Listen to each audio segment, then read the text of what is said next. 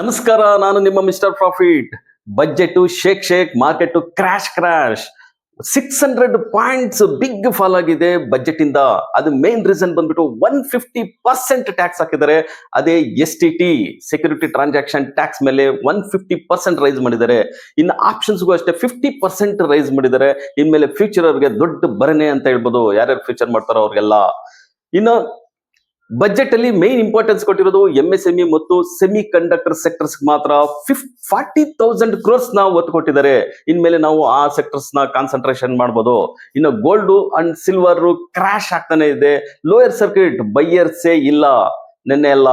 So ಇವತ್ತು ಅಷ್ಟೇ gold crash ಆಗೋ ಚಾನ್ಸಸ್ ಜಾಸ್ತಿ ಕಾಣಿಸ್ತಾ ಇದೆ. ಇಂಟರ್ನ್ಯಾಷನಲ್ ಮಾರ್ಕೆಟ್ ಅಲ್ಲಿ $150 ಅಷ್ಟು ಡೌನ್ ಆಗಿ $4,700 ಪರ್ ಅನ್ಸ್ ಅಲ್ಲಿ ಟ್ರೇಡ್ ಆಗ್ತದೆ. ಇನ್ನು ಸಿಲ್ವರ್ ನಾರ್ಮಲ್ ಟ್ರೇಡ್ ಆಗ್ತದೆ. ಇವತ್ತು ನೋಡ್ಬೇಕು ಗೋಲ್ಡ್ ಅಂಡ್ ಸಿಲ್ವರ್ ಎಲ್ಲಿ ಓಪನ್ ಆಗುತ್ತೆ ಇಂಡಿಯನ್ ಮಾರ್ಕೆಟ್ ಅಲ್ಲಿ ಅಂತ ಹೇಳ್ಬಿಟ್ಟು.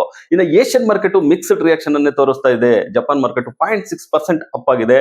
ಇನ್ನು ನಮ್ಮ ಇಂಡಿಯನ್ ಇದರಲ್ಲಿ ಪ್ರೈಸ್ ಆಕ್ಷನ್ ನೋಡೋದಾದ್ರೆ ಗಿಫ್ಟ್ ನಿಫ್ಟಿ 24,800 ರೇಂಜ್ ಅಲ್ಲಿ ಟ್ರೇಡ್ ಆಗ್ತಾ ಇದೆ. ಸೊ ನಿಫ್ಟಿ ನಿನ್ನೆ 600 ಪಾಯಿಂಟ್ಸ್ ಡೌನ್ ಆಗ್ಬಿಟ್ಟು 24,800 ಅಲ್ಲಿ ಕ್ಲೋಸ್ ಆಗಿದೆ. ಇವತ್ತು ನಿಫ್ಟಿ ಫ್ಲಾಟ್ ಆಗಿ ಓಪನ್ ಆಗುತ್ತೆ. ಎಬೋಟ್ 25,000 ಇದ್ರೆ ಸ್ಟ್ರಾಂಗ್ ಅಂತಾನೆ ಹೇಳ್ಬೋದು.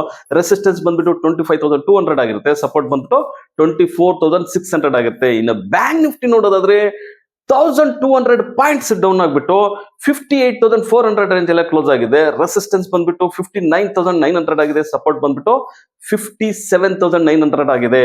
ಇನ್ನು ಸೆನ್ಸೆಕ್ಸ್ ಅಷ್ಟೇ 1,500 ಪಾಯಿಂಟ್ಸ್ ಡೌನ್ ಆಗ್ಬಿಟ್ಟು 80,700 ರೇಂಜ್ ಅಲ್ಲೇ ಕ್ಲೋಸ್ ಆಗಿದೆ.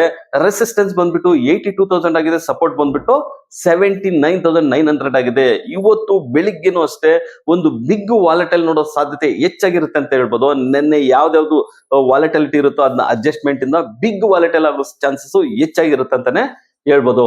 ಸೊ ನೀವು ಗೋಲ್ಡ್ ಅಂಡ್ ಸಿಲ್ವರ್ ಬೈ ಮಾಡ್ಬೇಕಾದ್ರೆ ಕೇರ್ಫುಲ್, ಇನ್ನು ಕ್ರಾಶ್ ಆಗೋ ಚಾನ್ಸಸ್ ಹೆಚ್ಚಿಗೆ ಇದೆ ಅಂತಾನೆ ಹೇಳ್ಬೋದು. ಸೊ ನೀವು ಬಜೆಟ್ ಬಗ್ಗೆ ಕಮೆಂಟ್ ಮಾಡಿ, ಇನ್ನು ನಮ್ಮ ಚಾನಲ್ ನ ಲೈಕ್ ಮಾಡಿ, ಸಬ್ಸ್ಕ್ರೈಬ್ ಮಾಡಿ, ಶೇರ್ ಮಾಡಿ.